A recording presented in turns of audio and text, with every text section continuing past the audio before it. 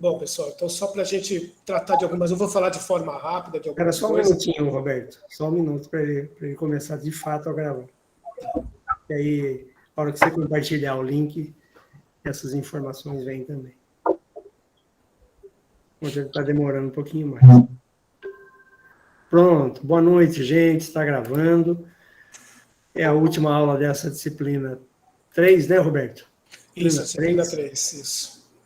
E eu passo para o Roberto que ele tem umas questões para tratar com vocês um pouco antes da aula. Bom, a gente ia fazer uma live na semana que vem, né? Eu ia fazer uma live geral com todo mundo, para a gente conversar, para tirar dúvidas, esclarecimentos, né? Mas aí eu marquei no dia 8, aí o Zé Mário, que é um dos professores também, Roberto, é o dia de atribuição aqui em Hortolândia. Não pode. Aí eu falei, não, então vamos desistir disso, então eu vou fazer de uma forma bem breve. Boa noite, Rosemary. Para vocês, para a gente tratar. Bom, a primeira coisa, como o professor falou, hoje é a última live da disciplina 3, mas não é a última aula. Nós temos a nossa última aula semana que vem, que é a sexta aula, e aí a gente encerra com os conteúdos no dia 13 de dezembro, tá bom? Então essa é a primeira questão. Dia 13, então a semana que vem nós temos a sexta semana, temos atividade e temos o encerramento sem disciplina, sem mais lives, no dia 13, tá? A gente retorna com a disciplina no dia 31 de janeiro de 2022, com a disciplina 4, a professora Andrea Moruzzi, né? Professora, é isso, né? Que também vai tratar sobre Foucault com vocês, tá bom? Nós tínhamos dado uma informação que a gente vai fechar as disciplinas conforme a gente vai abrindo as outras, mas entendendo como é que está a vida de todo mundo, final de ano, volta de pandemia, nós decidimos deixar, a gente conversou, né, todo o pessoal com o professor, foi algumas coisas que alguns professores me relatavam, alguns orientadores, cursistas. Então, o que nós decidimos? O ambiente Moodle vai ficar aberto para vocês. Então, qual que é a ideia? A ideia é que nesse período de férias que vocês vão ter, que é basicamente janeiro inteiro, e a partir do dia e metade do mês de dezembro, que vocês terminem todas as atividades. Façam as atividades das disciplinas, lembrando que a disciplina 2, ela tem duas atividades. Ela tem a atividade de blackout, que é aquela atividade que a Carol pediu, e tem uma parte também de escrita. Vamos lembrar do que é essa escrita. Essa escrita, vocês vão falar sobre a relação com o saber, a relação de vocês na escola, projeto de si, a partir daqueles autores. Um breve texto. Então, todas as disciplinas, a última atividade, a gente vai tratar disso. Tá bom? Então, a gente vai ter essas partes que vocês podem fazer também, que é da disciplina 2 e da disciplina 1, que vai começar na semana que vem. Tá bom? Então, vai ficar aberto, vocês podem participar de fórum, podem deixar tudo em ordem. Porque a gente precisa que, quando chegar em janeiro, tudo esteja pronto, que aí a gente vai fechar, vai dar as notas para a gente começar o ano. Tá bom? Para que a gente também não tenha nenhum tipo de atraso. Outra questão também, sobre a questão do TCC.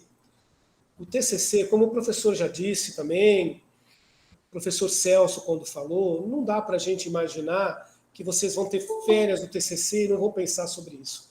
É importante que tenha algum tipo de continuidade, né? Que vocês continuem lendo, que vocês continuem trabalhando, e cada orientador vai organizar com vocês o retorno, tá? Algumas atividades que eles vão deixar, algumas leituras, algumas atividades que cada orientador vai tratar individualmente com cada grupo.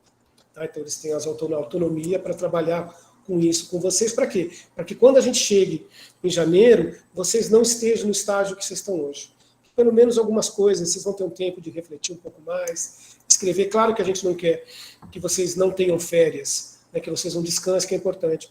Mas é importante também trabalhar algumas coisas, trabalhar algumas questões, adiantar o trabalho. Tá? Então, essas questões são importantes para a gente tratar. A mesma coisa também sobre as disciplinas. Se vocês estiverem com dificuldade em alguma disciplina e vocês não tiverem tempo, dá tempo de vocês conversarem com cada professor de turma, criar um tipo de cronograma com eles, algum tipo de ajuda. Eu também posso ajudar nesse período, caso vocês precisem de alguma atividade extra. Quem não assistiu o vídeo, tem os colegas de vocês podem repassar as informações também que a gente está falando. E tem mais uma última questão aqui, que inclusive tem algumas pessoas, a Glauciane, eu vi a Glauciane, eu lembrei dessa questão. Como nós temos no nosso curso um limite por causa do TCLE de pesquisas, vocês não podem pesquisar pessoas fora do nosso curso. Hoje eu conversei com a Josi e com o Marcos, que são orientadores também.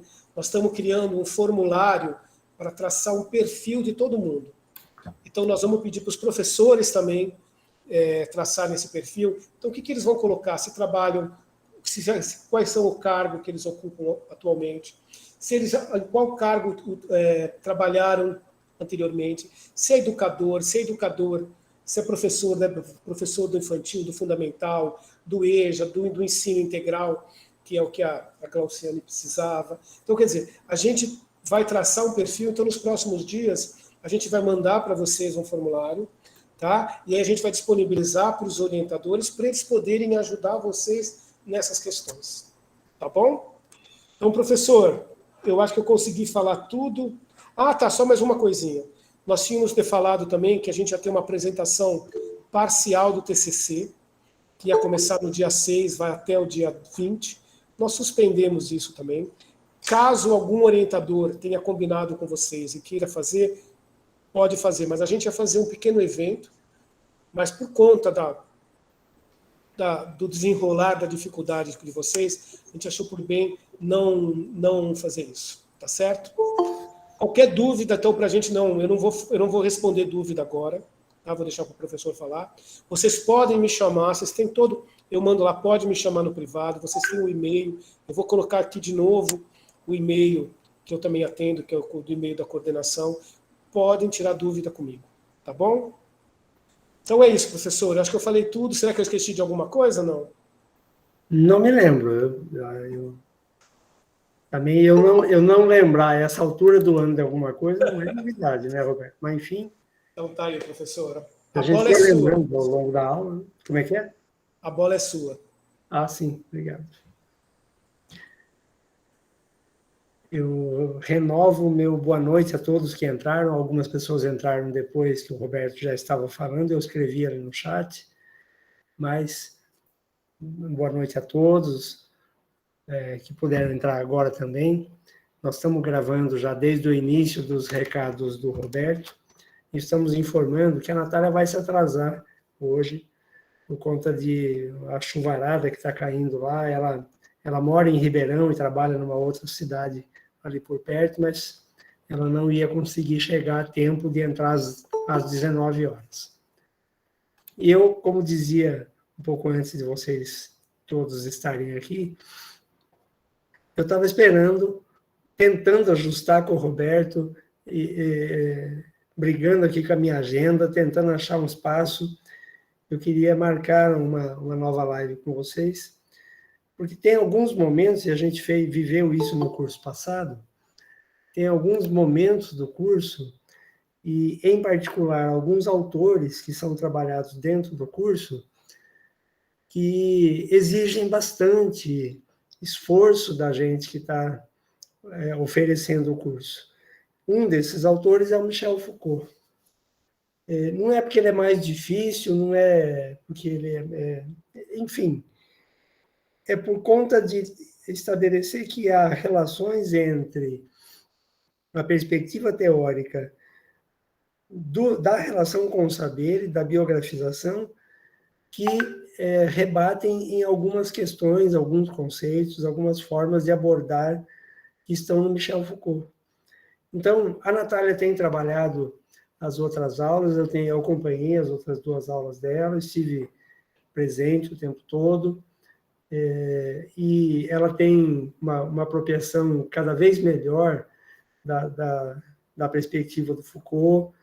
A dissertação de mestrado e a tese de doutorado dela, ela utilizou bastante esse autor, foi bastante elogiada na defesa do doutorado dela, que foi esse ano, agosto desse ano. E eu tenho muito prazer em trabalhar essa perspectiva. Quando eu trouxe para o curso, ao elaborar a proposta inicial desse curso, quando eu trouxe, eu sabia dos desafios, e a Natália tem sido muito precisa, muito atenciosa, muito organizada. Imagino que ela tem disponibilizado aqueles slides que ela apresenta e tal, né? O Roberto tem o cuidado de pedir para o professor enviar esse material, colocar lá na plataforma, né, Roberto? Então, isso é tudo muito bom. Quer dizer, do ponto de vista da estrutura e da forma, nós estamos tentando garantir as melhores condições possíveis para que vocês possam levar o curso da melhor maneira possível, né?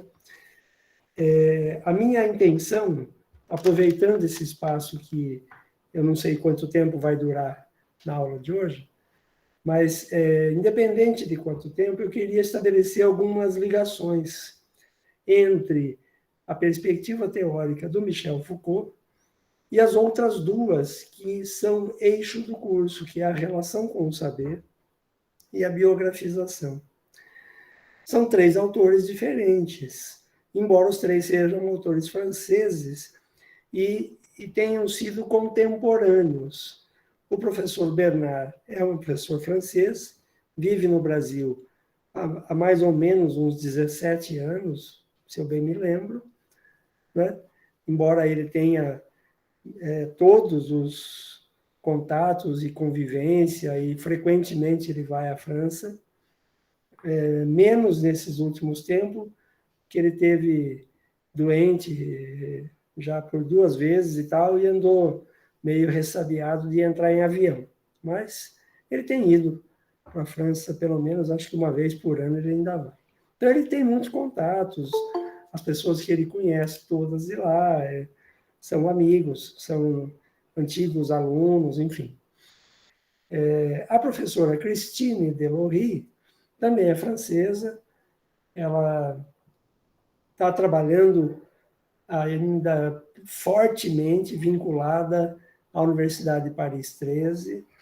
Ela tem outras funções, outras atividades que deixam a gente de queixo caído, uma pessoa que já está com 73 anos de idade, com tanto vigor e tanta energia para gastar como aquela mulher. Eu tive a grata satisfação de ter a minha pesquisa supervisionada por ela quando eu estive por lá, e tenho mantido contatos com ela, e ela tem sido uma grande referência nos meus trabalhos também. O Michel Foucault, ele já vai fazer em junho, deixa eu ver, junho de 2024, vai fazer 30 anos que ele faleceu. 94, 2004, não, vai fazer 40 anos, né? Ele morreu em 1984. Ele viveu boa parte do século XX, né? Ele nasceu em 26 e morreu em 84. Então, os 3 autores conhecem bem a cultura francesa, a academia francesa, a maneira de pensar e escrever de filósofos, sociólogos, antropólogos, educadores franceses. O professor Bernard, em particular, conhece também muito bem a nossa educação, as nossas questões educacionais. Ele já está há mais de 1 década e meia no Brasil. Ele fala bem o português, com bastante sotaque francês, mas ele fala bem. Então, ele conhece bem a nossa realidade. Os textos, sobretudo o último livro que ele escreveu, já saiu no Brasil, um livro chamado Educação ou Barbárie, saiu o ano passado. Saiu o ano passado, primeiro na França, acho que depois aqui, se não me engano. E, portanto, eles têm uma base comum. A base comum entre os 3 é que eles são do mesmo país, viveram no mesmo século, apenas o Foucault que já faz esse tempo que é falecido, mas eles são bem conhecidos, eram bem conhecidos, o Foucault também, enfim. Era um momento em que o professor Bernard já estava se destacando na Universidade de Paris 8, da qual ele é professor emérito. Bom, essa coisa de falar um pouco dos autores, eu queria dizer uma coisa para vocês que é importante e ajuda a pensar, inclusive, no próprio TCC. A gente conhecer alguma coisa da vida dos autores, alguma parte ou algum aspecto da biografia é importante. Por quê? Porque ninguém é uma ilha. Quando a gente começa a conversar sobre a vida de um determinado autor, a gente começa a reconhecer o entorno cultural e social ao redor dele. Isso é importante, porque começa a fazer sentido algumas coisas, alguns conceitos, algumas brigas que esses autores compraram do ponto de vista teórico, alguns debates dos quais participaram, outros dos quais se ausentaram por razões que a gente vai compreendendo aos poucos, enfim. Conhecer um pouco e pesquisar. Você está fazendo pesquisa no TCC? Você está usando alguns desses autores? Tem muita coisa sobre eles na internet. Entra lá, vai estudar um pouquinho sobre a vida dele, quando o cara nasceu, onde ele estudou, que livros ele publicou, que pesquisas ele fez. Vai entender um pouquinho, um pouco pelo menos, de quem é o interlocutor daquele texto que você lê. Existe um livro do Foucault chamado O que é um autor. Eu não vou tecer grandes comentários do livro, mas eu queria destacar que é uma referência importante. Por quê? Primeiro porque a ideia de autoria é uma ideia de posse. Né? Eu publico um livro, então eu, como autor, e a editora, como aquela que, digamos, ou patrocinou, ou colocou o seu selo, né, a sua marca naquele livro, aceitou publicá-lo, independente se ela cobrou para isso ou não, ou quanto ela ganhou para isso, o fato é que existe, e esse debate no Brasil é muito profundo e antigo, sobre os direitos autorais. Por isso que no curso a gente já falou algumas vezes sobre o cuidado de não usar a ideia de um autor sem citar o autor, porque você corre o risco do plágio. E o plágio é proibido, a legislação prevê sanções, punições e tal, enfim. E muitas vezes eu aprendi isso nesses cursos de especialização, oferecendo esses cursos, muitas vezes não é que a pessoa está com má intenção, tentando, sabe, copiar as ideias. Não, às vezes ela não sabe fazer direito a citação ou se descuidou, e não é um plágio cometido por causa de um objetivo maldoso e tal. Não, às vezes é um descuido. Né? O fato é que a legislação, com descuido ou sem descuido, ela é muito clara. Tem que citar. Agora, eu estou chamando a atenção para a questão da autoria, que o próprio Foucault diz assim, dizia, né, diz no texto, em alguns textos que eu já andei estudando, quando você publica uma ideia é como soltar uma flecha. Você não adianta você achar que você vai correr atrás dela, porque você, eu me arrependi, eu não quero que ela atinja aquele alvo. Já era. Soltou aquela flecha, ela vai, com você querendo ou sem você querendo, atingir algum alvo, ainda que seja se perder no ar e cair no chão. As ideias que a gente fala, pensa um conjunto de coisas faladas aqui nessas aulas, gravadas. Que domínio que eu tenho com o que você vai fazer sobre essas ideias? Nenhum. Então, a discussão autoral é uma discussão importante porque existe essa coisa do plágio, da criminalização da cópia indevida. Eu, em parte, entendo tudo isso, concordo com boa parte disso, mas queria chamar atenção para uma coisa. Quando a gente se põe a publicar alguma, principalmente se a gente publica alguma coisa no meio impresso, no meio eletrônico, num livro virtual, num livro no papel, seja lá de que forma for, numa revista científica, nós estamos nos expondo publicamente. E as nossas ideias passarão a frequentar lugares que a gente não tem nem noção de quais são, ou de quais serão. Isso é importante.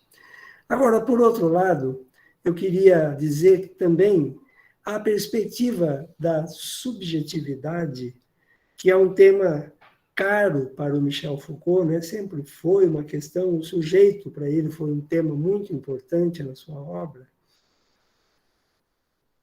O saber e o si, né? O cuidado de si, principalmente, são temas capitais na obra do Michel Foucault. E no nosso curso também. Essa é uma primeira relação que eu queria estabelecer, que pode, inclusive, ajudar você a pensar alguma coisa relativa ao TCC, eventualmente. Claro que com a conversa com o orientador, isso ficará mais claro de como e, eventualmente, se vai utilizar alguma coisa ou não.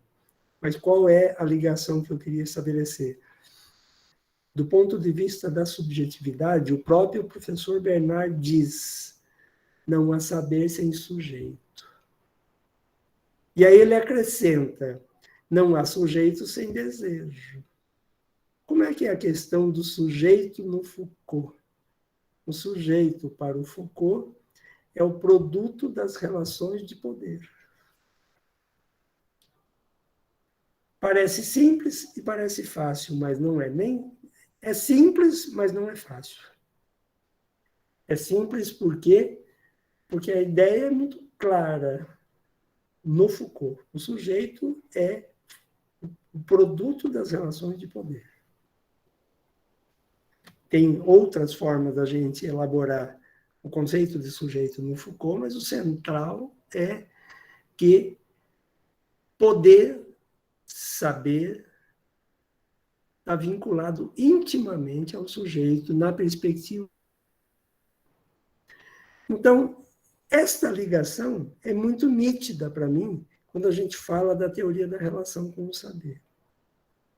Evidentemente, quando a gente traz para a conversa a perspectiva teórica da biografização, com base nos textos da professora Deloury, né, da professora Christine, do professor Gaston Pinault, do professor Pierre Dominicet, outros autores franceses também, evidentemente que a questão da subjetividade está na ordem do dia. Por quê? Porque estudar a perspectiva da biografização, ou da biografia como processo de formação, ou como dizia no texto, no título do livro do professor Pierre Dominicet, a história de vida como processo de formação. Só tem história de vida porque tem um sujeito. Não é uma história de vida, né, da pedra, ou da batata, ou do abacaxi. É do sujeito. Né? Isso significa que conversar, refletir, estudar e pesquisar o sujeito é um dos eixos teóricos do nosso curso. E isso é importante. Pensar a perspectiva da subjetividade como um processo sempre inacabado, eu já disse outras vezes, não sei se para vocês, mas talvez algumas pessoas aqui já tenham ouvido, o processo de subjetividade, ele é duas coisas ao mesmo tempo. Primeiro, é porque ele é um processo, ou seja, não acaba enquanto o processo está acontecendo. O processo é isso, é movimento, é transformação, é mudança. É deslocamento de um jeito de ser A para um jeito de ser B, e assim sucessivamente, do B para o C e por aí vai. Então, nós somos seres mutantes, já dizia a música. Né? Essa é uma coisa, entender o processo de subjetivação como um deslocamento de um ethos, como diziam os gregos, ou seja, de um jeito de ser sujeito. Então, existe um ethos professoral, existe um ethos do diretor de escola, um jeito de ser diretor de escola. Existe um ethos paterno, um jeito de ser pai. Um só para todos os pais? Não, não é isso que quer dizer a palavra ethos. É justamente por isso que a gente a compreende, entendendo que ethos é um jeito de ser. Então, um jeito de ser daquele sujeito. Entende? Pois bem, então, uma primeira ligação importante é que tanto a perspectiva da relação com o saber quanto a da biografização tem muito a ver, é essencial entender qual é o papel do sujeito. A segunda questão do processo de subjetivação, a primeira é porque ele é um processo, o que significa? Há uma mudança, uma mutação constante do ser. Nós não somos as mesmas pessoas, nem de um dia para o outro. Eu já disse em outros momentos, os estudiosos da anatomia humana dizem que a cada 4 anos todas as nossas células morreram e já foram substituídas por células novas. Todas. O que quer dizer que a própria anatomia diz que a cada 4 anos nós somos literalmente outra pessoa. Agora, do ponto de vista das relações, da minha visão de mundo, da cultura que nos envolve a mim, a você, a cada um de nós. As mudanças são constantes, frequentes.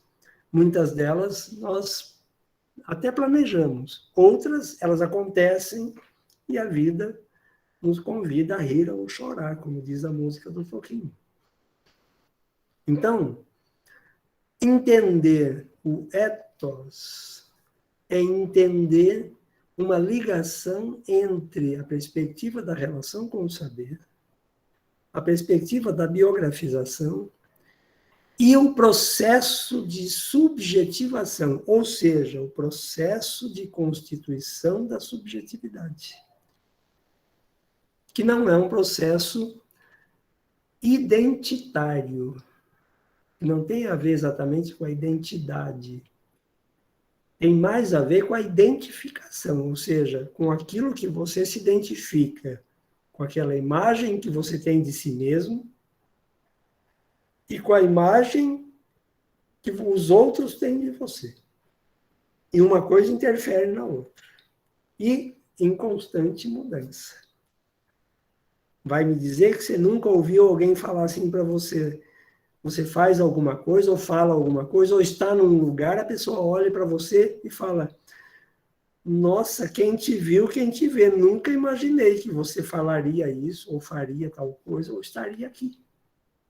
Então, pois é, salvo aquelas pessoas que estão me ouvindo agora, e que tem no lugar da cama um tanque de formol, está todo mundo mudando, viu? Todos os dias. Então, se não tem ninguém aqui dormindo em tanque de formol, tem gente normal aqui, né? Eu gosto da palavra normal, porque ela diz tudo e diz nada ao mesmo tempo. Mas é isso. O processo de subjetividade, ele é isso. É um processo de transformação, de mudança, de deslocamento, de um jeito de ser para um novo jeito de ser. Partes do antigo jeito de ser vão ficar pelo caminho. Assim como os cabelos da gente vão ficando pelo caminho, né, Roberto? O do Roberto ainda tem bastante lá. Mas também ficam pelo caminho sonhos, emoções, pessoas que perdemos, angústias, alegrias, conquistas, vitórias, enfim, vai ficando pelo caminho. E nós vamos modificando. A segunda coisa é que constituir a subjetividade é constituir a nossa relação com o mundo. Aí está a segunda grande ligação com a perspectiva da relação com o saber, da teoria do Michel Foucault, das teorias ou das concepções do Michel Foucault. Por quê? Porque a relação com o saber é a relação com o mundo. É uma maneira de eu me relacionar com o mundo humano que está ao meu redor, me desafiando, justamente me desincomodando, né? Ou me incomodando cada vez mais, me desinstalando, né? Propondo novos desafios, novas dores, novas alegrias, enfim. Então, a subjetividade, ela tem uma característica dupla. Ela é um processo, porque ela convoca a gente para mudança o tempo todo. E o segundo grande aspecto da subjetividade, ela nunca está concluída. O dia que a nossa subjetividade se conclui é aquele dia em que o sujeito é o centro das atenções do velório. Aí a subjetividade dele está completa. Ele não vai deixar de existir. Então, é um processo que nunca acaba. Agora eu vou fazer uma terceira ligação com a perspectiva da relação com o saber e com as histórias de vida. Oba, a professora acabou de chegar, mas eu vou concluir a minha ideia. A terceira ligação é a seguinte. Boa noite, Natália. Só mais um minuto que eu estou aqui jogando conversa fora um pouco com o pessoal. Brincadeira, eu estou falando um pouco sobre as ligações entre o Foucault, o Charlot e a Delory. A terceira ligação é a seguinte.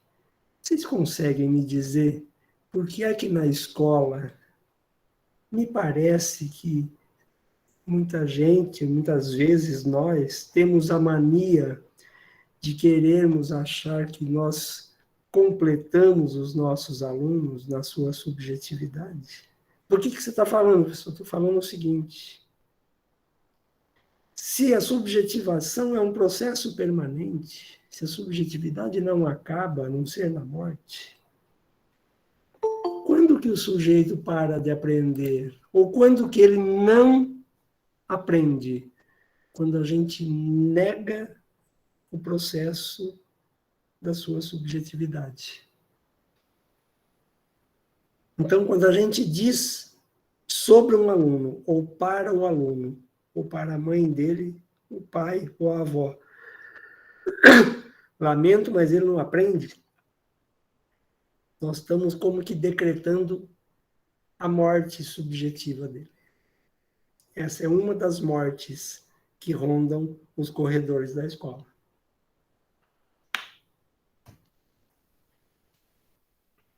Então, eu gostaria de convidar vocês a pensar nessas três ligações, até para entender, e vou passar a palavra para a Natália, espero que ela já esteja a postos, né?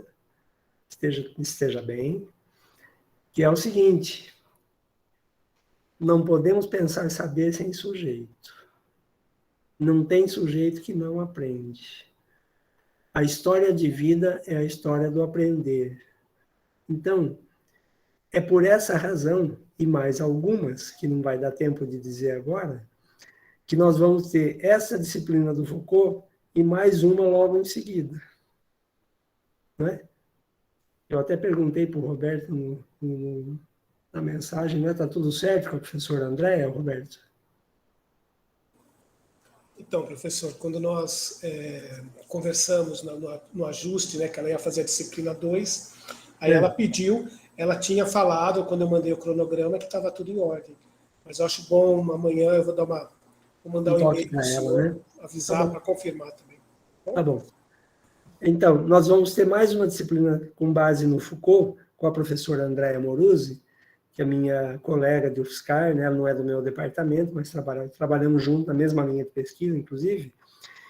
E é fundamental a disciplina que ela vai trazer, porque ela vai trazer, na perspectiva do Foucault, aspectos ligados à infância.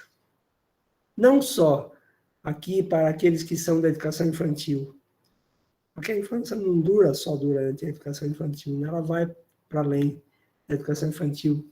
E é fundamental entender aspectos que a professora Andréa vai trazer sobre a infância na perspectiva do Michel Foucault.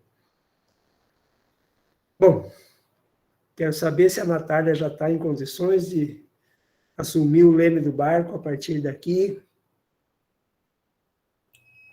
Professor, boa noite. Boa noite, Natália. Pessoal. Tudo bem? Roberto, eu não abri o microfone antes para não interrompê-lo. Imagina. Tá tudo bem? O senhor sabe, o senhor estava falando, né? Se nós estamos, se eu estou a postos aqui. Eu costumo falar que eu não sou, não sou professora de formação, eu sou professora de nascença. Então eu vou falar para o senhor que eu estou sempre a postos, professor. Maravilha, Natália. Maravilha. Não tem muito como fugir disso. Eu já aproveito pedindo desculpas pela demora na minha chegada aqui à nossa aula, mas eu assumi algumas funções na universidade, e a universidade fica fora de Ribeirão. E eu peguei um caminhozinho aí de lá para cá bem conturbado. Acontece de vez em quando. Sem problema. Mas deu certo, ainda bem que, né, entre tudo deu certo, eu cheguei e vamos em frente. Eles só tiveram que me aguentar até agora aqui, falando do Foucault um pouco, entende? Mas eu estava aqui... Olha, entre aguentar um pouquinho e um pocão, já faz 10 anos que eu estou aguentando o professor falar sobre o Foucault. Vocês vão para o mesmo caminho, cuidado, hein? Isso pode ser contagioso, hein? Eu quero já, né? Foi ótimo eu chegar nesse momento, apesar de eu ter pego o finalzinho da fala do professor. Me parece que está bem dentro assim do que eu trouxe para a gente discutir hoje, já como a nossa live final. Ai, que pena! É aquela velha história, né? Professor se apega em tudo que acontece, então eu já estou apegada aqui às nossas... Já está com saudade. Eu já estou com saudade, acontece, não tem como, né? A gente tem que lidar com isso todo ano. O professor está tratando, né, fazendo uma abordagem sobre os conceitos de Foucault, que estão muito relacionados com a proposta que eu trouxe hoje para a gente encerrar as nossas discussões. Pena mesmo, eu também, Ana, adorei. Adorei estar com vocês, eu vou sentir falta. Por isso não, viu, professor? Eu espero que o convite... permaneça e que eu possa voltar algumas vezes aqui para a gente para nos encontrarmos e presencialmente, quem sabe um dia também dê certo dentro dos nossos projetos aqui da pesquisa. Eu estava dizendo para vocês, né, que hoje eu preparei para esse encerramento de disciplina um texto do professor Veiga Neto, que eu preparei não, né? Foi um dos meus, parte aqui do meu planejamento, um texto do professor Veiga Neto que eu gosto muitíssimo. Eu adoro esse texto dele. Vocês já, obviamente, encontram lá, né? Encontram um link no plano, e certamente o Roberto também já disponibilizou. É o Para Pensar de Outros Modos. Esse texto, né, é para pensar de outros modos a modernidade pedagógica, que fica marcado para mim o pensar de outros modos. Nesse texto, o professor Veiga Neto discute os conceitos do Foucault, fala de pedagogia, mas ele traz uma proposta sobre outras formas da gente pensar a educação, da gente pensar a pedagogia. E acho que esse é o grande... é o fio condutor, né? É o ponto que nos torna totalmente iguais aqui nesses encontros. Mas nós vamos chegar nisso. A gente vai passando devagarzinho por essas discussões e eu vou mediar esse exercício reflexivo até a gente concluir a live de hoje, e eu espero de coração que a gente saia daqui pelo menos com um convite a refletir sobre algumas coisas. E por falar em refletir, como estão essas reflexões? O curso está conseguindo trazer algumas coisas para vocês refletirem, algumas coisas já do cotidiano estão gerando algumas dúvidas, algumas inquietações, ou não? A gente não chegou nesse ponto ainda. Como está isso? Já está começando a aparecer algumas coisas. Isso, gente, é que assim, né? Obviamente, eu sou suspeita para falar, não adianta, mas o Foucault me traz umas inquietações, assim. Ele me gera, assim, eu tenho coisas que às vezes eu escuto. Não é, gente? Vocês não ficam assim também meio, né?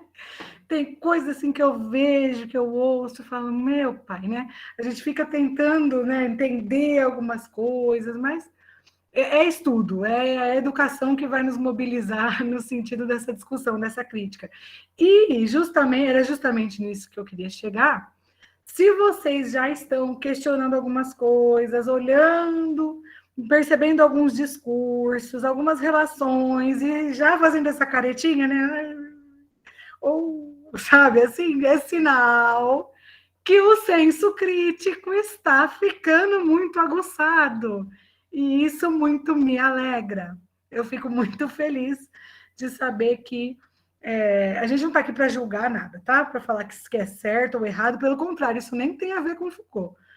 Mas que as nossas formas de lidar com alguns saberes ou com algumas verdades comecem a ser reinventadas, questionadas e criticadas mesmo. Exatamente. A gente pode e deve fazer isso, tá? Claro. Eu tenho um colega de trabalho e ele fala para mim, né? A gente vai aprendendo algumas coisas com as pessoas com quem a gente vai convivendo. E ele sempre fala para mim, Natália, com educação, você pode falar o que você quiser. Se você se colocar com respeito, com empatia e com educação, toda fala para você é permitida. Então, é nesse sentido que eu sempre procuro. É lógico que às vezes professor tem aquilo, né, gente? A gente perde a coisa, né? A gente fica, de vez em quando, a gente fica bravo. Mas quando a gente tem uma crítica importante, brincadeiras à parte, se a gente se portar de maneira bem fundamentada e justa e educada, eu penso que a gente pode criticar e discutir tudo que a gente quiser. E essa é, inclusive, uma nova forma da gente se relacionar com os saberes. Eu vou projetar aqui uma... Vocês sabem que o professor gosta de apresentação, gente. Vocês não gostam? Eu gosto. Se vocês não gostarem, eu não coloco, não. Eu não ligo. Mas professor adora uma apresentação, um caderninho, caneta. Não tem jeito, gente. A gente é professor de verdade, né? Não é aquela coisa... É professor de chão de escola mesmo. Então, a gente gosta de caderninho, gosta de caneta, gosta de anotação. Não tem como fugir. O professor Flávio é um que fala isso, hein? Ideia que não é anotada... sumiu. É assim. Então, meus caderninhos estão lá, firmes e fortes, todo ano. Faz parte, né? Faz parte da maneira como a gente trabalha e é formado. Deixa eu só acabar de... agora sim, agora eu compartilhei o certinho. Aí vocês só me digam se já está aparecendo. Já? Já. Beleza, já apareceu. Bom, então, é a nossa última apresentação. Assim como eu fiz com as outras, eu vou disponibilizar o PDF dela, tá? Para vocês terem junto dos materiais. Hoje, como eu disse, a gente está discutindo o último texto proposto no nosso plano de ensino, né? No plano de ensino da disciplina, é o texto Para Pensar de Outros Modos, a modernidade pedagógica. É um texto do professor Veiga Neto, eu acho que eu comentei com vocês no nosso encontro anterior. O professor Veiga Neto é um grande releitor do Foucault, né? Ele tem estudos assim muito fortes, muito consistentes da teoria Foucaultiana, ele é uma referência, inclusive. Então, sempre que vocês encontrarem textos dele, né, dos seus orientandos, são textos certamente muito consistentes em termos de teorias do Foucault, né, releituras, enfim. E ele tem livros escritos também, vale a pena, né? Quem gostou bastante do Foucault, até porque o professor Veiga Neto é muito didático, coisa que, como o Foucault tem uma teoria, às vezes, não tão, né, não fica assim uma coisa tão evidente, alguns dos conceitos que ele traz, né, algumas das suas concepções, e o professor Veiga Neto faz isso com uma excelência. Ele trata de forma muito didática, muito clara da teoria, então compensa vocês, né, quem gostou e quer se aprofundar, inclusive, nesses estudos, os textos dele são muito indicados. Esse é um dos que eu mais gosto, tá? E ele começa o texto, né, a primeira frase do texto dele é justamente essa. Este texto constitui-se num exercício e num desafio. Então, a leitura toda, eu já peço desculpas de antemão, pessoal, porque não é um texto tão curto, acho que ele tem 18 folhas. É um artiguinho um pouquinho mais longuinho, mas eu fiz questão de colocá-lo no nosso plano, porque é um texto que tem tudo a ver com as relações com o saber e os conceitos de Foucault. Então, quem puder mesmo se dedicar e fazer a leitura completa, vale muito a pena, tá? Ele começa, então, esse texto com essa frase. Esse texto constitui-se num exercício e num desafio. E assim ele vai até o final. Porque realmente é o que aconteceu no texto. O texto é um exercício, ele vai nos fazer exercitar algumas coisas, e ele também vai nos desafiar com esses exercícios que ele propõe. Por que é um exercício? Porque ele nos traz, ele nos convida a pensar os conceitos do Foucault no contexto da educação. Então, ele quer que a gente inicie a discussão fazendo essa associação, fazendo essa reflexão sobre como é que os conceitos do Foucault reverberam no campo educacional. A gente sabe que o Foucault não desenvolveu um conceito especificamente para a área da educação. O conceito de dispositivos de poder é do campo não. O Foucault não tem essa coisa delimitada, ele não normalizada, estabelecida. Pelo contrário, ele não é nada disso. Ele mesmo se coloca dessa forma, né? Nos seus discursos, nos seus cursos, ele fala que ele não está ali para criar uma teoria do saber, não é isso. Uma teoria do poder. Ele está ali para trazer as discussões, né, segundo ele. Então, esse mesmo raciocínio se aplica aqui a essa reflexão. Ele, conforme ele vai avançando nas suas teorias, ele vai trazendo vários conceitos. E nesse texto aqui, o que o professor Veiga Neto quer é que a gente pense esses conceitos do Foucault dentro do nosso mundo educação, dentro do universo que a gente vive. Então, agora eu quero que vocês comecem a mobilizar internamente as suas vivências.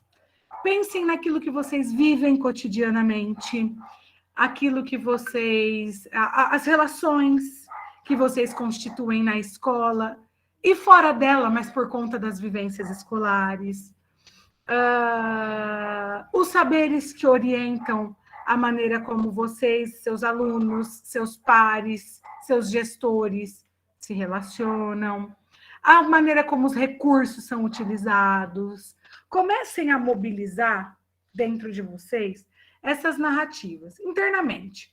Mobilizem essas narrativas sobre as vivências que vocês atravessam no cotidiano escolar, como profissionais, e se quiserem também mobilizar, as como alunos, quando eram alunos, enquanto alunos que são hoje, em qualquer contexto, tá? Não só aqui do nosso curso. É óbvio, pessoal, que o Foucault tem um montão de conceitos, né? Ele tem vários conceitos. Tem até outros autores, né, que discutem os conceitos dele. Mas eu fiz uma seleção de algum dos principais, só para vocês exercitarem essa correlação aqui na nossa aula, no nosso encontro. O primeiro deles é o conceito de dispositivo. Dispositivo disciplinar e normalizador. O conceito de dispositivo, pessoal, é um dos conceitos mais importantes dentro da teoria do Foucault. Ele fala sobre dispositivo em vários momentos da sua teoria, tá? Ele trata sobre dispositivo em diversos momentos das obras dele, né? Porque a gente sabe que ele foi avançando, né, nas suas obras, nos seus escritos. Alguns autores, inclusive o professor Veiga Neto, ele próprio, né, divide essas obras em momentos, né? Enfim, então, a arqueologia, a genealogia. E em cada uma dessas obras, o conceito de dispositivo aparece. E o que é, principalmente no Vigiar e Punir, tá? Que a gente conversou bastante sobre ele no nosso encontro anterior, sobre o Vigiar e Punir. O Vigiar e Punir é uma das obras onde o conceito de dispositivo aparece com mais força, né? Com mais vigor. E, afinal de contas, né? O que é esse dispositivo? O dispositivo, pessoal, é um termo que o Foucault usou para se referir a mecanismos institucionais, a mecanismos discursivos, a mecanismos burocráticos, mecanismos diversos que permeiam as nossas relações e que potencializam ou mantêm, tá? O exercício do poder. Então, os dispositivos são elementos que mantêm, que perpetuam ou que potencializam o exercício do poder. E como dispositivos de poder, nós temos uma gama impossível de se mensurar. Já te passou pela cabeça que você se utiliza dos dispositivos de poder todos os dias? O tempo todo? Sim ou não? Alguém pode me dar um exemplo de um dispositivo de poder?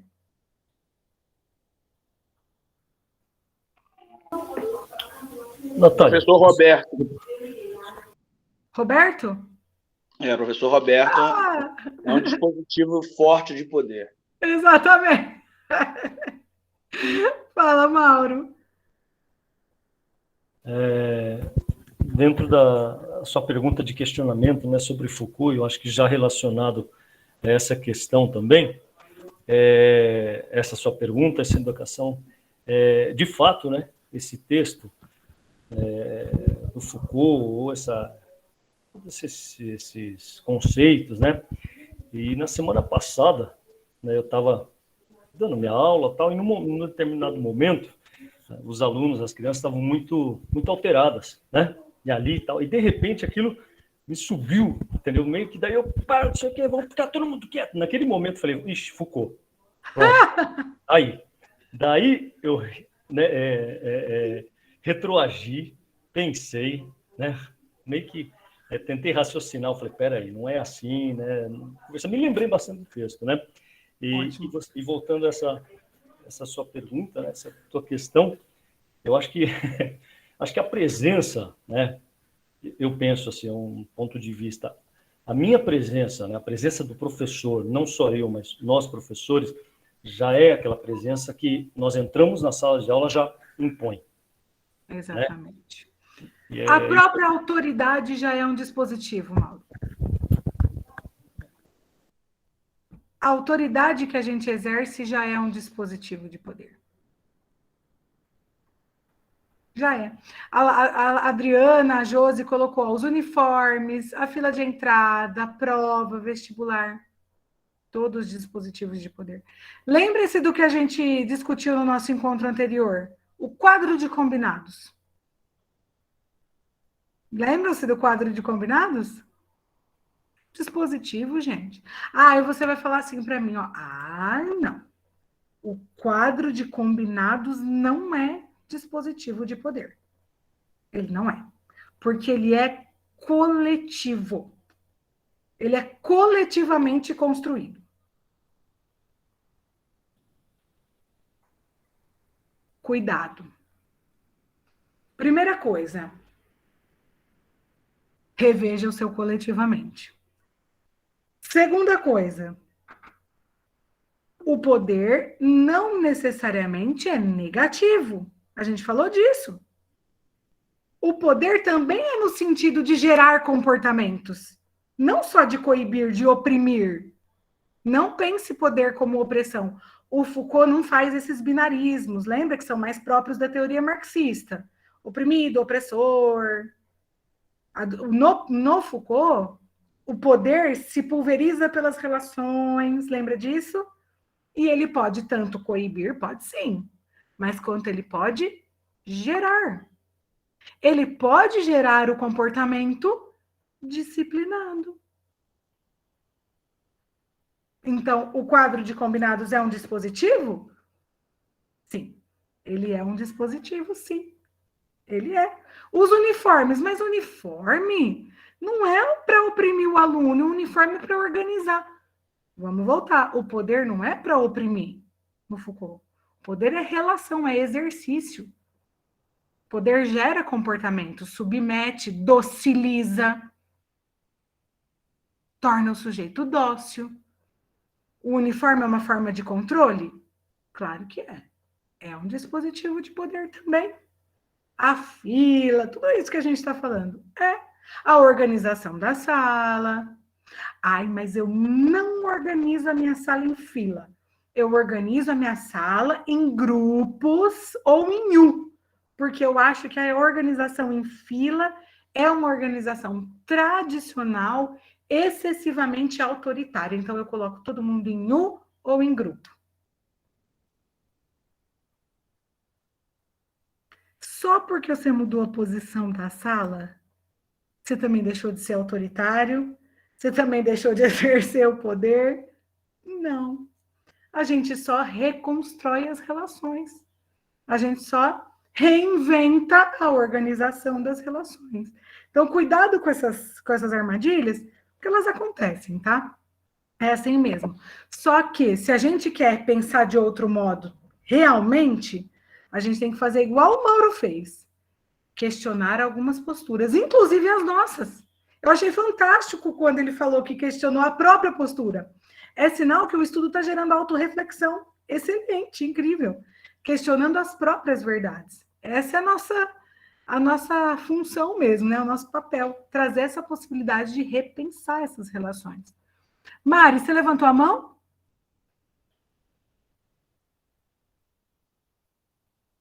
Eu demorei para falar com ela. Acho que não. Bom, se ela me ouvir, depois a gente volta. É um dispositivo de poder a fila? É. É um dispositivo de poder o quadro de combinados? É. É um dispositivo de poder o uniforme? É também. É um dispositivo de poder as reuniões pedagógicas?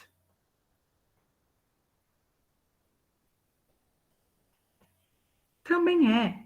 Não pensa pelo lado negativo. Ali a gente trata sobre produção de saberes, comportamentos, relações. É também um dispositivo. É um momento em que o seu corpo tem que estar ali, naquele lugar, para tratar daqueles assuntos. Existe um controle, não existe? É um dispositivo também. Então, percebam que as nossas relações como profissionais, entre os nossos pares, entre os nossos superiores e com os alunos, inclusive, isso pensando no contexto de escola, tá? Todas elas são permeadas por dispositivos. E tem muitos outros, tá? Tudo o que potencializa o poder, a relação de poder, pode ser tratado como um dispositivo, tá? E os discursos? E os regimes de verdade? São outros, né? São outros conceitos do Foucault, extremamente importantes, né? O de discurso, talvez um dos mais importantes, o conceito de discurso dentro da teoria Foucaultiana. Ele tem, inclusive, né, a aula inaugural dele no Collège de Français, A Ordem do Discurso, tem o livro, não sei se vocês já tiveram a oportunidade de ler, se não tiveram, leiam, eu acho que encontra até na internet, muito provavelmente. É um livro bem curtinho, pequenininho, assim, bem rapidinho de ler. E fluido, né? É ótimo para abrir a mente para essas coisas. E para o Foucault, o discurso é justamente essa... Ele mesmo diria, né? Essa representação que culturalmente se constitui, que culturalmente, né, é constituído pela realidade. Não é uma cópia exata da realidade, porque ela perpassa por essa a construção cultural. Mas é a maneira como cada qual profere essa realidade. Portanto, há incontáveis maneiras de se proferir uma mesma realidade, de se proferir uma mesma verdade. Portanto, o discurso nos coloca diante dessa indagação. Quais são as verdades que nos orientam? Quais são os discursos que estão nos orientando? Vamos pensar numa coisa que a gente falou no nosso encontro anterior. Eu até fiz, no finalzinho eu li para vocês a narrativa do Evandro, lembra? O Evandro é o aluno indisciplinado. Ele é o protótipo perfeito do aluno indisciplinado. O que coloca o Evandro como um aluno indisciplinado é o discurso que se profere sobre ele. É o discurso que se tem sobre ele. E discurso não é só palavra, tá? Discurso é a maneira como se pensa, como se relaciona a respeito, como se fala também, é claro. Discurso, para o Foucault, ele está além da oralidade. É a maneira como a verdade se estabelece, como ela é colocada no campo, como ela é colocada no universo, né? No caso, no nosso universo educacional. Qual é o discurso que se coloca sobre o Evandro? Fabrina, sempre. Eu tenho certeza que quando eu falei do Evandro no nosso encontro anterior, todos vocês aí rememoraram ou puxaram em algum momento o Evandro da vida de vocês. A gente sempre se depara com ele, né? O que faz do Evandro, né? Aquela criança, né, indisciplinada e definida daquela forma, são as verdades que se estabeleceu a respeito dele. Eu já começo a narrativa falando que ele é desleixado, repetente, desatento, desinteressado, não cumpre as tarefas. Eu já examinei, lembra do conceito de exame? Eu examinei o Evandro e disse quem ele é de acordo com as verdades discursivas que eu coloco. Então, esse jogo de verdades não sai de dentro de mim. Ele se produz e é produzido nas relações que eu estabeleço.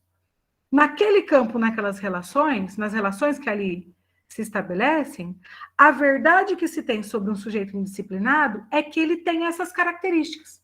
Então, quando eu examino e identifico essas características, pronto, está diagnosticado o indisciplinado. Você viu como o regime de verdades estabelece quem a pessoa é? Esquece o Evandro. O Evandro está lá do outro lado. Aí eu chego na minha sala, tem lá um menininho sentadinho na primeira carteira, letra cursiva perfeita, redondinha já, dentro da linha, mas não passa 1 milímetro fora da linha. Certinha, aquela letrinha cursiva, não tem um erro ortográfico, no máximo falta uma vírgula.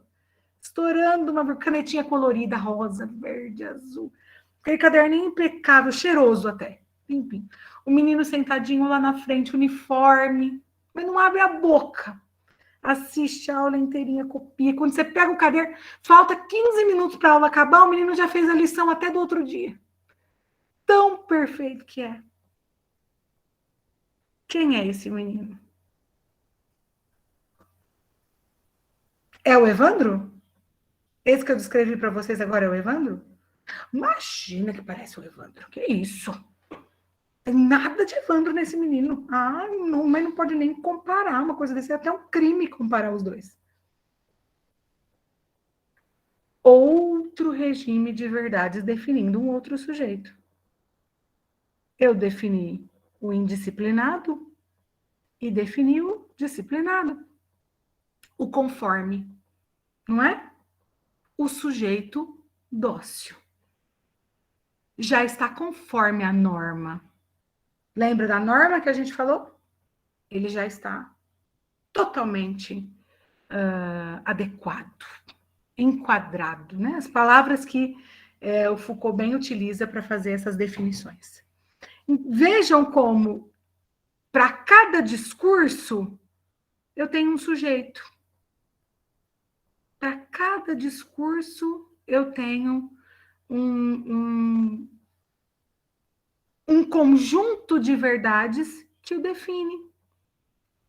Até agora, a gente falou dos alunos. Eu sempre faço esse adendo para vocês, né? Porque é importante. E aí eu pergunto, vocês acham que com a gente é muito diferente? Tem um regime de verdades que também nos define. O bom professor, o mau professor, o professor dedicado, o professor desleixado. É um conjunto discursivo que estabelece cada um o seu lugar. Quem é cada um desses? E o lugar que cada um tem que estar. O professor desleixado pode ser um coordenador? Ah, imagina, credo, botou um desleixado na coordenação. Você já pensou o que vai virar essa coordenação, gente? O desleixado não pode ocupar esse lugar. Porque cada um, dentro das verdades estabelecidas, tem o seu próprio lugar. Vocês lembram que quando eu contei a história do Evandro, eu quis colocar o Evandro num outro lugar? Apareceu uma oportunidade numa instituição financeira, que era para jovens aprendizes, e o Evandro cumpria os requisitos. Todos. Ele cumpria os requisitos burocráticos. Ele não cumpria os não burocráticos. Os burocráticos ele cumpria. Ele tinha a idade, ele tinha a escolarização necessária, ele morava na região lá, a renda, tudo enquadrava no que era preciso para pleitear a vaga na instituição. Era para trabalhar num banco. Como aprendiz, sabe aquelas vagas de aprendiz? E aí, eu falei, olha, né, que vamos oferecer para a família do Evandro, porque isso pode trazer para ele novas verdades. Mas sabe o que aconteceu? Não sequer se cogitou falar para a família dele sobre essa vaga. Por quê? Porque o Evandro, com aquele estereótipo todo, com aquela definição toda, não poderia ocupar o lugar senão o daquele em que ele já estava. O do anormal. É o lugar. O lugar que o regime de verdades nos estabelece, nos coloca. Nossa, Natália, mas tá parecendo síndrome de Gabriela, né? Eu nasci assim, eu vivi assim, eu vou morrer assim, no mesmo lugar, é isso? Não. Não é isso que eu tô te dizendo. Eu tô te dizendo que as verdades instauram lugares. Mas eu não estou dizendo que essas verdades são imutáveis, definitivas. Elas se reinventam a cada nova relação. Se eu tivesse conseguido a vaga para o Evandro e o Evandro tivesse ido para a instituição financeira, as verdades sobre ele não teriam se reinventado? O discurso também se reinventa. A gente pode reinventar as nossas verdades. A gente pode questionar as verdades que nos são entregues. Aí, eu quero que você já comece a enxergar um pouquinho do teu projeto de si. Quais são as verdades que estão te orientando? Quais são as verdades que estão instaurando você no lugar em que você está ou no lugar em que você pretende ocupar dentro do que você está projetando? Lembre-se, essas verdades podem ser reinventadas, elas se modificam o tempo todo, a cada nova relação. Hoje eu tive essa nítida sensação. Foucault, ele vai aparecendo na nossa... Para mim, ele aparece o tempo todo, né? Eu estava na universidade e eu estava conversando com o reitor hoje. E eu me lembro que quando... hoje eu sou coordenadora na universidade, mas eu era professora. E quando eu era professora, gente do céu, o reitor era uma coisa assim que você ficava, ai, minha nossa, eu vou falar com o reitor, me ciúme. Ai, será que eu bato na porta dele? Ai, não vou bater na porta, não. Ai, gente, bater na porta do reitor era uma coisa assim inimaginável. Hoje eu estava diante dele tratando de um assunto institucional, já de um outro lugar. Já de uma outra... A hora que eu cheguei, ele me viu no vidro, ele já sinalizou para eu entrar. Eu não precisei bater na porta dele. Você viu como a relação mudou pelo lugar em que... ou pelo lugar em que a gente vai... pelo novo lugar que eu ocupo? Eu não estou dizendo que melhorou nem que piorou, mas a relação se modificou. As relações se modificam a cada novo lugar. As relações se modificam a cada verdade. É verdade, o termo para reitor é magnífico. Exatamente, isso já gera reflexão. Né? Já pega por aí, é um discurso. Já pega a carga discursiva disso, Aldo. Exatamente, já coloca, né? Então, vejam, vocês, eu dei o meu exemplo porque ele acabou de me ocorrer, mas pensem vocês, algum de vocês ocupa ou já pode ter ocupado um cargo de gestão. Quando eram professores, a relação com a equipe gestora era uma. Se hoje ocupam um cargo de gestão, a relação que vocês estabelecem com os seus colegas da equipe gestora já é completamente outra. Por quê? Mudou o lugar. Mudou o regime de verdades que está te orientando. São exemplos que a gente está dando dentro da escola, mas a gente pode dar na vida. As relações que você tinha enquanto solteiro, sem filhos, era uma. As relações que você estabelece enquanto pai de família, casado, mãe de família, casada, são outras relações. Vejam que os lugares vão se rearranjando, assim como as verdades. Os saberes. São saberes. Essas verdades são os saberes. Essas são as relações de saber. A punição e a vigilância, que o Foucault tanto fala no Vigiar e Punir, são outros dois conceitos de extrema importância na teoria dele, que norteiam muitos das nossas práticas, principalmente dentro da escola.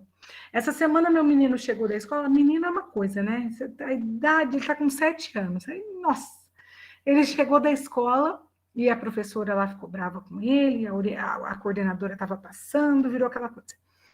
Aí a coordenadora dele falou assim para ele: você pode não saber, mas dentro da minha sala tem aquela televisão ali, você já viu?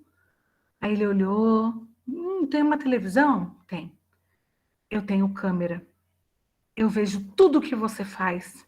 E vou te falar mais, tem áudio. Então você escuta o que eu falo? Vejo e escuto tudo.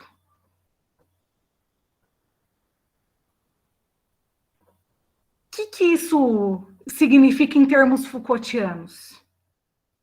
O controle passou a ser exercitado pelo meu menino e pelos amiguinhos dele lá que supostamente estavam fazendo bagunça pelo lado de dentro. Exatamente, Aldo. É o panóptico moderno. Deixou de ser aquela torre, né? Que agora é a televisão na sala da coordenadora.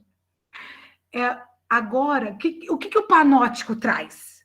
O panóptico do Foucault, né, ele, na verdade, é uma teoria do Bentham que o Foucault ele discute no Vigiar e Punir. O panóptico, que é essa vigilância, a torre de vigilância, traz o controle pelo lado de dentro. Aquele controle que vinha de fora, com o guarda, com a punição física, agora sai daqui, ó. Ou se você achar mais bonito, autocontrole, autodisciplina, autogoverno e por aí vai. Por quê? Pensa no meu menino lá. Ele viu a televisão lá, a moça falou que tem e tal, né? A coordenadora lá. Aí ele foi para a sala, naquele dia. No outro dia eles voltaram, né? Volta para a sala e tudo. Internamente. Não posso ter um comportamento dado como desviante, né? Não posso ter um comportamento desviante. Por quê? Ela tá me vendo. Ela tá me vendo. Ué, mas você tá vendo ela te ver? Não, mas ela tá. É uma vigilância que a gente nem tem certeza se existe. Mas ela tá lá, não é? Ela te controla por dentro. Essa é a vigilância do Foucault. A torre de vigilância, tem aquela torre de vigilância, né? O Foucault traz a estrutura do panóptico, aquela arquitetura toda que tem a torre de vigilância no meio. Não dá para ver se tem alguém lá dentro ou não. A torre, ela tem, né? Ela é fechada. Você não vê se... Percebam quando vocês passam em algum presídio, essas coisas, tem umas torres assim por fora que você não consegue ver exatamente se tem um guarda lá dentro ou não. Mas na dúvida sempre tem. Eu estou sendo vigiado. Aquela arquitetura gera a expectativa da vigilância. E é isso que te faz se manter controlado. É o que o Foucault nos traz com a punição e vigilância. É a expectativa do ser vigiado, é a expectativa do ser punido que te mantém autocontrolado. Entendeu? É assim que acontece na escola. A diretora está me vendo, a coordenadora está me vendo. Se ela vê, a vigilância está lá. Mas tá onde, gente? Essa mulher não conta porque ela vai... Não, ela me vê. Essa é a vigilância. É aquela que te controla por dentro. É o poder sendo exercido de dentro para fora. As relações de poder, obviamente, são, né, dentre esses conceitos que eu trouxe aqui, as relações de poder certamente são um dos principais. E já lembrando que relações de poder, dentro da teoria Foucaultiana, não necessariamente significam relações de opressão, punição. É controle. Diferente. Eu posso controlar para gerar um bom comportamento? Não posso. Eu posso controlar para gerar o bom professor, para gerar o bom aluno, para gerar o maravilhoso... Eu posso. Mas eu posso controlar também para oprimir, para punir. Então, o poder tem essas variáveis, tem essas variantes. Bom, se o Veiga Neto falou para a gente, o professor Veiga Neto falou que esse texto é um exercício, por um lado ele é um exercício, por outro lado, o professor Veiga Neto disse que ele é um desafio. E qual é o desafio que ele nos propôs? Pensar de outro modo. Construir outras relações com o saber. Os discursos que nos norteiam, normalmente, são dados como verdades absolutas. E isso dificulta muitíssimo que a gente possa reconstruir as relações com o saber. Porque a gente já recebe aquilo como verdade, toma aquilo como verdade e perpetua. Não é intencional. É uma questão sistêmica. Não é você que decide, essa verdade eu vou perpetuar. Não é isso. As circunstâncias em que você se inscreve te conduzem a perpetuar aquilo como verdade absoluta. Leia-se o aluno disciplinado e indisciplinado. Quem é o indisciplinado? O desleixado, o desinteressado, o que não faz a tarefa. Há quantos séculos, isso é secular, a gente está perpetuando essa verdade. normalizando que esse é o aluno indisciplinado. É secular. E a gente está perpetuando isso ainda. Mas a gente pode mudar isso. É sofrido? Gente, é muito sofrido. Eu vou ser honesta para vocês. É muito sofrido você tentar restabelecer as relações, porque nem todas as pessoas têm essa clareza. E aí, para você tentar levar essa perspectiva, às vezes é penoso. Mas eu digo, né? Como o próprio Veiga Neto colocou no final do texto, sempre vale a pena. Por qualquer razão que seja, sempre vai valer a pena. Então, não desista facilmente, tá bom? O professor Veiga Neto colocou o seguinte: pensar de outro modo, já que esse é o desafio que ele propôs, não significa ampliar o que já se pensa. Ou seja, pensar de outro modo é muito mais do que acrescentar conteúdos novos ao que já se pensa, ao que já se sabe. E eu acho que a essa altura isso já está bem claro para nós. A gente não está aqui querendo ampliar o que a gente já sabe. O pensar de outro modo se move a partir de uma atitude de suspeita, de questionamento frente a tudo aquilo que é dado como óbvio, como natural. E já diria o professor Flávio, nosso mestre que está aqui, o óbvio não existe. O que é óbvio para mim, certamente não será, possivelmente não será óbvio para você, não será óbvio para o nosso colega, e assim por diante. Então, o pensar de outro modo que o Veiga Neto está trazendo para a gente como proposta, não é para você ampliar aquilo que você já sabe, aquela verdade que já é dada, mas sim que a gente suspeite, questione aquilo que é dado como óbvio, como natural e como normal. Comece a repensar tudo aquilo que você acha que é normal. E aí eu tenho aqui para vocês uma perguntinha. Eu vou colocar o link aqui no chat. Eu quero saber de vocês o que te parece natural nos discursos escolares. O que já se naturalizou para vocês dentro da escola? Eu vou colocar o link aqui. Peraí.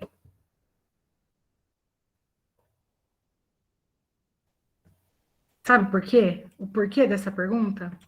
Ao refletir sobre o que você acha que já se tornou natural dentro da escola, é porque muito provavelmente você já começou a questionar essa naturalidade. Aqui o link para vocês colocarem a resposta.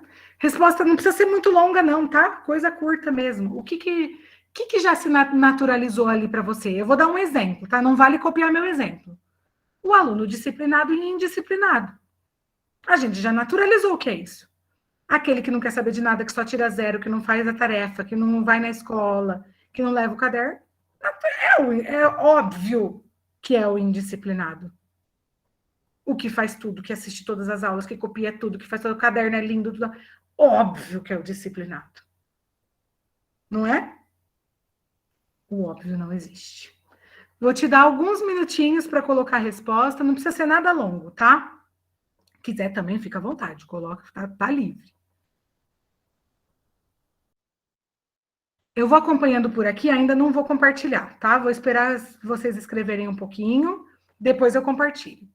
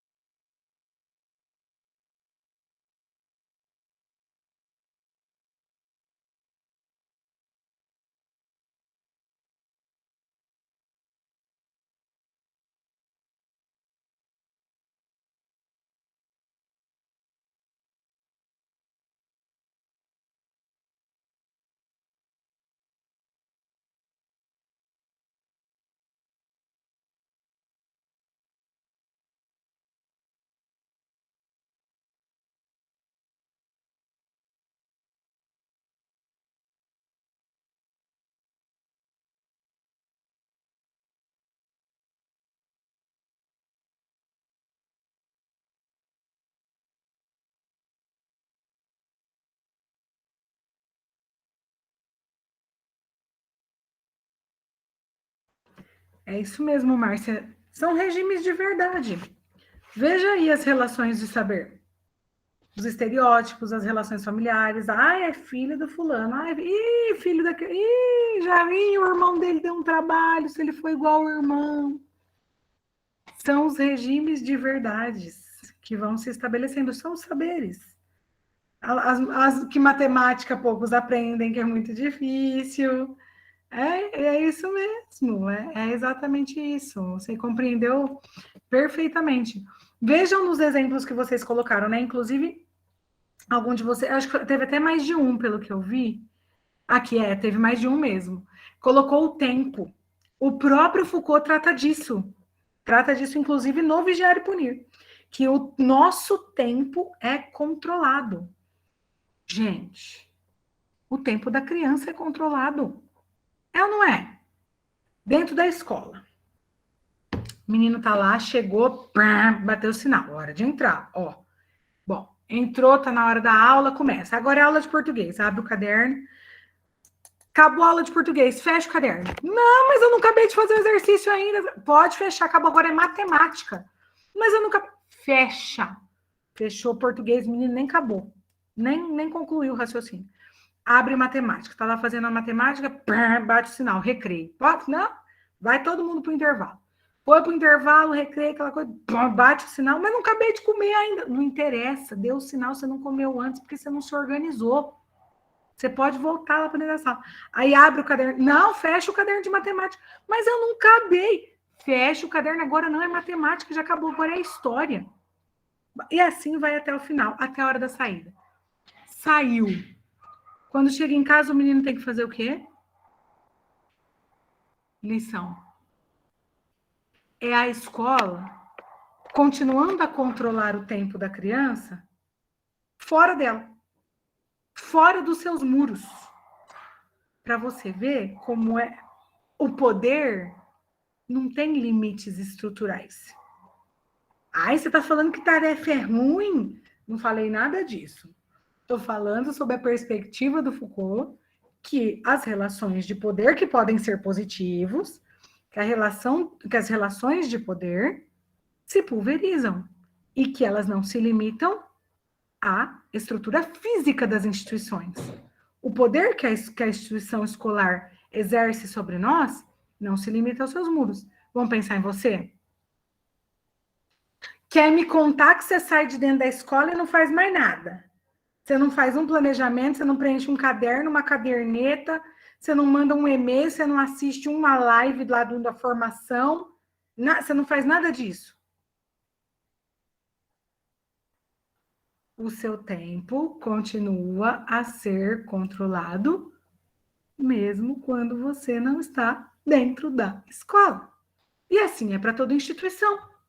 É que a gente aqui fala muito de escola porque é o nosso universo.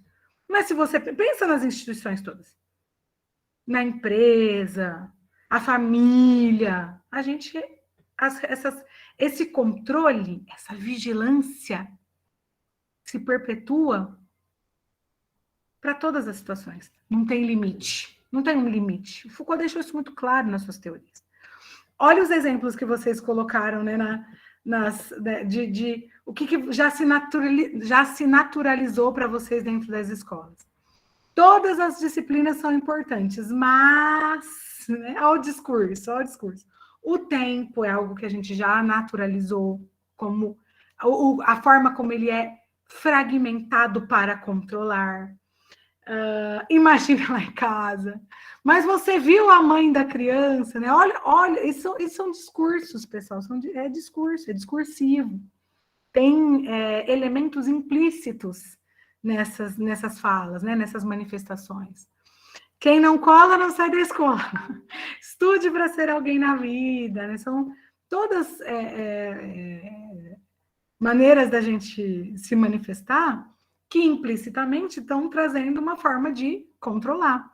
O aluno preguiçoso, chegando em casa ele vai ver, tem que estudar para ser alguém na vida, lá de novo, são os regimes que nos orientam e que a gente vai reproduzindo vai reproduzindo dentro da escola, né? O aluno que não aprende é visto como deficiente, hiperativo, autista. Então, não só o que não aprende, tá, gente? Se o aluno tem qualquer comportamento desviante, a probabilidade de se buscar um diagnóstico para ele a todo custo é imensa. E eu sou radicalmente contra esse tipo de posição. Lamento muito para quem, né, entendo, mas, honestamente, eu acho que a gente tem muito para avançar nesse tipo de discussão. A gente precisa conhecer muito sobre cognição, sobre neurociência, sobre desenvolvimento da aprendizagem, sobre infância, primeira infância, para poder dizer que algo é diagnosticável. Aliás, a gente nem pode, porque não é nosso papel diagnosticar nada nem ninguém. Eu fico me perguntando, quando eu vejo essas posturas, em todos os lugares que eu vou, o quanto falta de estudo e formação sobre o desenvolvimento infantil, sobre as teorias da aprendizagem, sobre as características da primeira infância, da mente da criança. Porque se a gente tiver um conhecimento mínimo sobre isso, a gente nunca mais fala uma bobagem diante de uma situação como essa. Existem as situações reais? Claro, gente, óbvio que existem as situações que precisam ser tratadas, precisam do acompanhamento do especialista, claro, sabemos disso. O problema é que isso já se naturalizou. Normalizou-se medicar ou medicalizar qualquer comportamento desviante. Desviou do comportamento, precisa de um diagnóstico, do especialista. Ao saber, a gente precisa de um saber do especialista para dizer quem é a criança, o que ela é, para dar um diagnóstico. Ela é uma criança autista? Ela é uma criança hiperativa? Ela é uma criança com déficit de aprendizagem? O saber do especialista diz quem ela é. É uma relação de saber. Não é uma crítica, tá? É só o desenho de como funciona essa perspectiva teórica. Vejam como as relações de saber são muito mais profundas do que parecem. Vejam como elas definem pessoas, relações, condutas. A culpa é dos pais, né? Mas essa da culpa vale para todo mundo, né, gente? A culpa é dos pais, a culpa é do professor, a culpa é do aluno, a culpa é do diretor, né? Tem sempre um culpado. A gente sempre tem que procurar um culpado para a história. Não tem salvação, essa é horrível, né? E como a gente vê, né? O tempo todo a gente vê isso, né? Tarefa para tirar nota. Olha como a gente já normalizou quem é o bom aluno. É para tirar nota. Olha o que está dizendo que o aluno é bom, que o aluno é bom. Se ele tem um número 10, né? Se ele tem um número, ele é um bom aluno. Olha como as verdades precisam ser questionadas. Esse exemplo é muito bom. À medida que você questionar o que está definindo o seu aluno como um bom aluno, certamente a nota vai ficar secundária para você, em algum momento. Porque você vai começar a pensar em outras verdades que também estão em jogo para dizer quem é ou deixa de ser o seu aluno.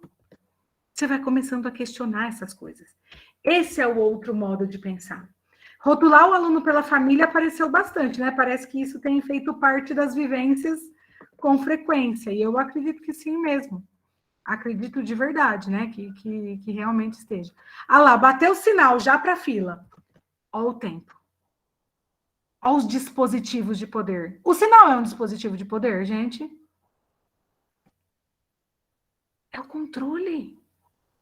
Gente, bate o sinal, o menino muda, ele vira uma estátua, onde ele está e muda o rumo. Se ele está indo ali e no sinal ele tem que ir para lá, não importa o que ele estava indo fazer ali, ele vira. Pá! A não ser o indisciplinado. Que aí o indisciplinado tem um comportamento desviante. Então ele não vai cumprir o sinal. Não vai. Com certeza não vai, não é? Óbvio que não vai, ele é indisciplinado. Aos óbvios. Tudo é óbvio, né? Aos óbvios aparecendo. O sinal é um mega dispositivo de poder. Assim como a própria fila, a gente já discutiu isso. Rótulo é um dispositivo de poder. Aquele aluno ali é um anjinho, mas aquele vai dar um trabalho quando crescer. A gente está rotulando o menino para o futuro já, né? A gente já deixa o rótulo pronto. E aí, quando ele crescer, ele já está prontinho para ele usar. Vocês viram pelos relatos, pelas narrativas, aqui não são narrativas curtas, claro, mas vocês viram pelas narrativas o quanto a gente dita o outro, o quanto a gente usa dos dispositivos de poder. Isso não é ruim, tá? É só mesmo uma constatação teórica. O quanto a gente usa os dispositivos de poder e o quanto as relações de poder e saber estabelecem a maneira como o universo escolar acontece. Por isso é que, para pensar de outro modo, o que é óbvio e natural precisa ser questionado, ressignificado. O meu aluno, na minha sala, cada criança tem o seu tempo. O tempo da aprendizagem é respeitado. Mas faltou 5 minutos para mudar a aula de português para aula de história. Você já manda o menino guardar tudo de português porque vai começar de história. Ué, mas e o tempo dele? Não, o tempo dele só volta na próxima aula de português. Ué, mas que tempo é esse que você respeita? Não estou dizendo que você tem que agir dessa forma, mas que você pode começar a ressignificar esses conceitos que você tem. Bom, se o meu aluno está com... Eu estou na aula de português e meu aluno está com dificuldades, e depois eu tenho aula de história, eu posso adequar as atividades que eu vou trabalhar ao tempo que eu tenho, já pensando que aquele meu aluno demanda um pouquinho mais. Então, reestruture a sua prática, reorganize a sua prática de acordo com essa verdade ressignificada. Respeitar o tempo do seu aluno não quer dizer que você tem que esperar a vida inteira ele terminar uma atividade. Não é isso. É você entender que ele tem demandas específicas para a execução de cada uma das práticas que você vai apresentar. Então, no seu planejamento, observe e acolha essa necessidade do seu aluno, respeitando para isso aquilo que você vai oferecer. Se o meu aluno precisa de um tempo X e eu ofereço uma atividade de 5 páginas para ele fazer em 10 minutos, vai virar? Não vai. E esse é o tempo. O tempo não é o cronometrado. Não é esse relógio aqui. Esse relógio é controlado o tempo todo. O tempo da criança é aquele tempo sentido. É o tempo vivido. Esse é um bom exemplo da gente repensar as verdades que nos orientam sobre tempo. De maneira simples, entendemos como pedagogia, por exemplo, o amplo e variado conjunto de práticas e correlatos, saberes, mais ou menos sistematizados, que tendo se estabelecido na Europa há no máximo 400 anos, e de lá se irradiado pelo resto do mundo, trata da educação.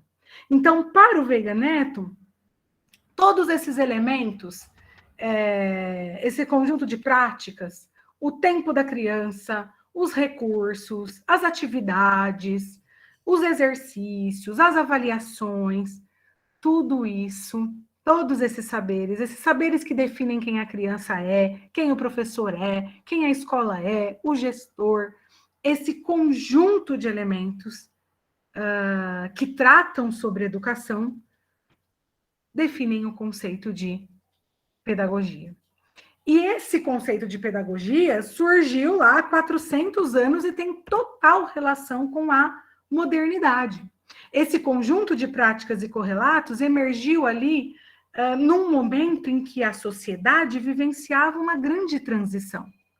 E esse conceito de pedagogia vem daquele momento de mudança social, né? Naquele momento em que a sociedade começava a se industrializar, que as famílias começavam a se reinventar para o trabalho na indústria, para as mulheres saindo de casa para trabalhar. Era uma nova organização social e econômica que demandava uma reestruturação sobre aquilo que se entendia como educação, como práticas pedagógicas. Vejam que as verdades daquele novo contexto social orientaram o conceito de pedagogia que se estabeleceu. Da mesma forma, orientaram o conceito de escola. Em qualquer caso, a escola também foi pensada e montada como uma instituição voltada para executar esse projeto de uma nova ordem social. Então, a escola também foi estabelecida no contexto das verdades que definiam quem era aquela nova sociedade. E por que eu estou falando isso? Porque todo discurso que se define a respeito do que for, se define a partir das circunstâncias em que ele se inscreve, das características sociais, históricas, culturais, econômicas. Ele é sempre contextualizado. Ele contextualiza e é contextualizado. Segundo Foucault, existem momentos na vida em que a questão de saber se pode pensar diferentemente do que se pensa e perceber diferentemente do que se vê, porque ver é uma coisa e perceber é outra, é indispensável para continuar a olhar ou a refletir. E aí eu pergunto para vocês, quanto vocês têm visto e quanto vocês têm percebido? O percebido nem sempre está naquilo que pode ser visto. Pode estar no que é invisível também. A suspeita sobre o próprio pensamento e as suas pretensas verdades, a dúvida constante, essa crítica radical, a experimentação e essa permanente releitura do que já é dado e tranquilo, demanda muito esforço, gente. Para a gente questionar essa verdade que nos é posta, demanda muito esforço, porque primeiro a gente tem que perceber que ela é uma verdade que nos foi posta. Às vezes a gente já naturalizou tanto que a gente não consegue mais questionar. Já se tornou tão natural, tão óbvio para nós, que até o questionamento fica inviável, impossível. Esses esforços nos premiam com entendimentos mais refinados sobre o presente. Por isso é tão importante a gente questionar. Quanto mais a gente questiona, mais refinados são os nossos entendimentos sobre o presente e sobre o futuro. Além disso, eles também ativam as nossas indagações, as nossas indignações, já diria o Veiga Neto. Entender o presente, abrir-se para o futuro, saber indagar e conseguir indagar a si próprio são o combustível para um pensamento relevante e para o principal, uma ação consequente. Porque ao pensar de relevância, deve automaticamente estar conectada uma ação que dele decorra. Afinal, meus caros, pensar de outro modo não seria, então, construir novas relações com o saber? Eis aqui o grande convite da minha disciplina, o grande convite deste encontro, que é nosso último encontro, que vocês possam estabelecer novas relações com o saber pela indagação, pela indignação, pela crítica, sempre buscando um pensamento relevante, construído, então, de um outro modo. Eu quero muito agradecê-las pela paciência, pela atenção, pelo carinho que tiveram comigo nesses 3 encontros em que estivemos juntos e juntas.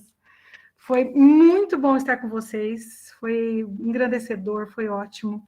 Espero que vocês tenham gostado dos debates. Às vezes eu me exalto aqui, né? Vou indo longe aqui com os pensamentos, mas são né, tantas coisas que a gente vai vivenciando e vale a pena discutir. Então, eu desejo que vocês tenham um curso excelente, maravilhoso, e que o nosso curso traga para vocês essa possibilidade de reflexão, de repensar ou de pensar de outro modo.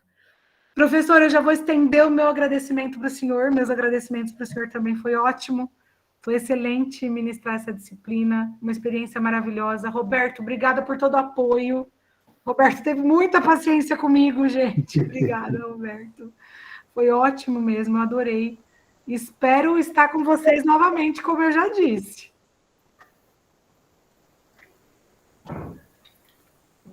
Obrigado, viu, Natália? Não sei se o professor está. Ele está aí, já. Estou aqui. Eu queria te agradecer. Opa, professor, eu agradecer também mais uma vez a sua gentileza. Eu posso te falar também que é o que a gente recebe dos cursistas desde o ano passado, né, professor? O quanto eles gostam da sua disciplina.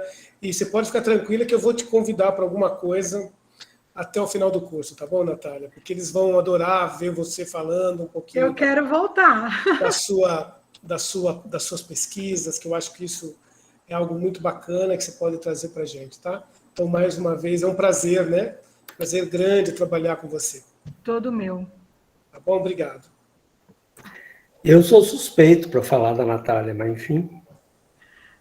Professor, foi ótimo, adorei, foi uma experiência muito boa. Anos caminhando junto e agora essa experiência tem sido muito gratificante. Nossa, incrível. Obrigada às mensagens no chat, lindas, obrigada mesmo, foi muito bom. E eu quero manter, né, já deixar aqui, eu sei que hoje é o nosso último encontro, mas o contato, eu quero que a gente possa continuar o nosso contato. O meu Instagram tem o direct, manda mensagem lá, vamos trocar. Vamos conversar sobre pesquisa, sobre estudo, sobre a vida, vamos falar sobre as nossas narrativas, que a gente tem muitas. Eu espero poder continuar, de alguma forma, participando e estar com vocês, trocando essas ideias que são sempre tão valorosas. Obrigada mesmo, né, por todo o carinho e espero que vocês tenham gostado das provocações. Professor, obrigada. A gente se vê na próxima. Bom, a gente tem sempre uma próxima, né? Professor, a gente não tenha dúvida. Eu agradeço muito a sua participação, Natália, a sua disponibilidade, a sua generosidade. Não é um desafio pequeno estudar e trabalhar o Foucault, né? Então, bem-vindo ao clube. Não é pequeno, pessoal. Olha, esse eu tenho que concordar em gênero, número e grau. Não é pequeno. Acho que está na hora da gente falar um boa noite, mas eu queria aproveitar para desejar a todos um ótimo final de semana. Hoje é quarta-feira ainda, mas já estou falando do fim de semana. É que eu acho que eu estou antecipando as coisas para não deixar sem falar. Eu talvez não estarei nas próximas oportunidades ainda até o dia 13, porque eu vou estar viajando, mas desejo a todos vocês um ótimo final de ano, um ótimo Natal, um ótimo Ano Novo, e que, se Deus quiser, tenhamos um ano de 2022 melhor do que foi esse.